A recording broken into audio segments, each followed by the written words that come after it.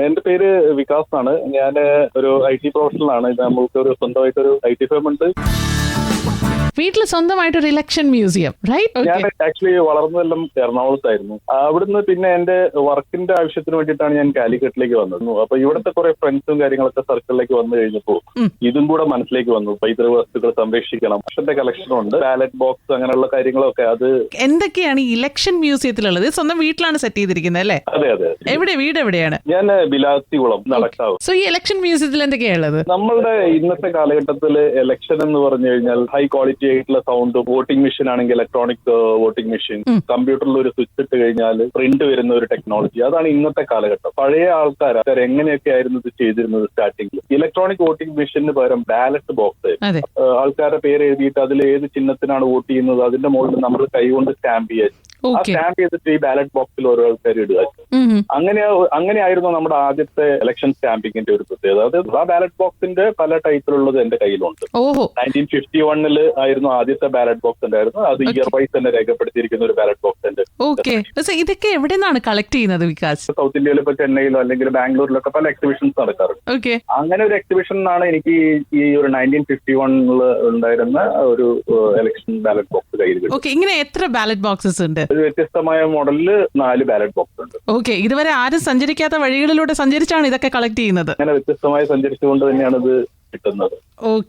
അന്നത്തെ കാലത്ത് സൈക്കിളിലും കാളവണ്ടിയിലൊക്കെയാണ് ആൾക്കാർ അനൗൺസ്മെന്റിന് വേണ്ടിയിട്ട് പോകുന്നത്. അതിന് വേണ്ടിയിട്ട് അവര് വളരെ ഹ്യൂജ് സൗണ്ട് കിട്ടണമെന്നുണ്ടെങ്കിൽ അന്നത്തെ കാലത്ത് മെഗാഫോൺ എന്ന് പറഞ്ഞിട്ടുള്ള ഒരു ഐറ്റമാണ് ഉപയോഗിച്ചുകൊണ്ടിരുന്നത്. അതും കൈവശമുണ്ട്. ആൽവിൻ ബോക്സ് അതെന്താണ്? ആൽവിൻ ബോക്സ് എന്ന് പറഞ്ഞാല് അത് ആദ്യത്തെ ഇലക്ഷൻ ടൈമിൽ നമ്മുടെ ഗവൺമെന്റ് 2 പേർക്കായിരുന്നു കൊട്ടേഷൻ കൊടുത്തിരുന്നു. ഒന്ന് ആൽവിൻ എന്ന് പറഞ്ഞ കമ്പനി, പിന്നെ കെവിനേറ്റർ. ഇവര് രണ്ടിലും കൊട്ടേഷനിൽ വിൻ ചെയ്തത് ആൽവിൻ ആയിരുന്നു. അങ്ങനെ ആൽവിൻ ബോക്സ് എന്നാണ്, ആൽവിൻ ഇലക്ഷൻ ബാലറ്റ് ബോക്സ് എന്നായിരുന്നു അറിയപ്പെട്ടത്. അത് അതിനകത്ത് പഞ്ച് ചെയ്തിട്ടുണ്ട് ആൽവിൻ ബാലറ്റ് ബോക്സ്. ഇൻട്രസ്റ്റിംഗ്.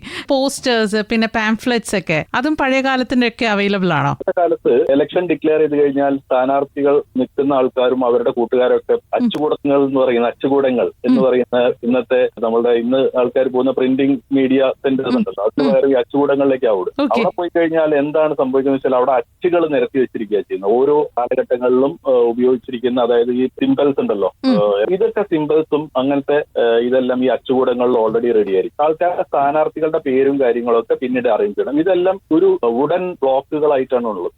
അപ്പൊ അത് ഈ വുഡൻ ബ്ലോക്കുകൾ ഇവർ ഉണ്ടാക്കുക ചെയ്യുന്നത്. കാർപ്പന്റേഴ്സിനെ വെച്ചിട്ട് മരപ്പണി ചെയ്തിട്ട് ഓരോ ആൾക്കാരുടെ പേരുകൾ കൊത്തി ഉണ്ടാക്കുന്ന വുഡൻ ബ്ലോക്ക്. ഈ വുഡൻ ബ്ലോക്സ് എന്റെ കളക്ഷനിലുണ്ട്. പല ഡിഫറെന്റ് ആയിട്ടുള്ള കളക്ഷൻ. അത് ഈ നിരത്തി വെച്ചിട്ട് ഇത് ഉണ്ടാക്കിയിട്ട് ഇത് പ്രിന്റിംഗിലേക്ക് ഇങ്ക് ഇതാക്കി ചെയ്തിട്ട് അതിന് അന്നത്തെ ആ മെഷീനറി ഉപയോഗിച്ചിട്ട് ഓരോ നോട്ടീസുകളായിട്ട് അടിച്ചുകൊണ്ടിരിക്കുന്നു. അതിന് ഏകദേശം ഒരു 20-25 ദിവസം എടുക്കും കുറച്ച് നോട്ടീസുകൾ പ്രിന്റ് ചെയ്യാൻ വേണ്ടി. ഇന്നിപ്പോ അത്രയും വേണ്ടല്ലോ, 1 hour കൊണ്ട് എത്ര 1000 കോപ്പിയൊക്കെ 1 hour പ്രിന്റ് ചെയ്ത് വരും. സോ ശരിക്കും പറഞ്ഞാൽ ഇലക്ഷന്റെ വലിയൊരു ഹിസ്റ്ററിയും കൂടിയാണ് അവിടെ ആ ഒരു മ്യൂസിയം റിവീൽ ചെയ്യുന്നത് അല്ലെ, വികാസിന്റെ ഈ മ്യൂസിയം? തീർച്ചയായും അങ്ങനെ പറയാം. സോ ഇനി എപ്പോഴെങ്കിലും കാലിക്കറ്റിൽ വരുമ്പോൾ നടക്കാവിലേക്ക് വന്നിട്ട് ഈ ഒരു മ്യൂസിയം വിസിറ്റ് ചെയ്യണമെന്ന് ഭയങ്കര ഒരു ആഗ്രഹം ഉണ്ട് കേട്ടോ. Sure, definitely you are welcome. So Vikas, thank you so much for being with us on Club FM. Thank you very much. Thank you. പണ്ട് കാലം മുതലേ ഇലക്ഷന് യൂസ് ചെയ്തിട്ടുള്ള ബാലറ്റ്സ്, പാംഫ്ലെറ്റ്സ്, വുഡൻ ബ്ലോക്സ്, ഇങ്ങനെ കുറെ കാര്യങ്ങളാണ് ഇദ്ദേഹത്തിന്റെ ഇലക്ഷൻ കളക്ഷനിലുള്ളത് കേട്ടോ. This is RJ Sukanya on club FM. ഇവിടെ മാത്രമേ ഉള്ളൂ ടൺ കണക്കിന് ഫൺ.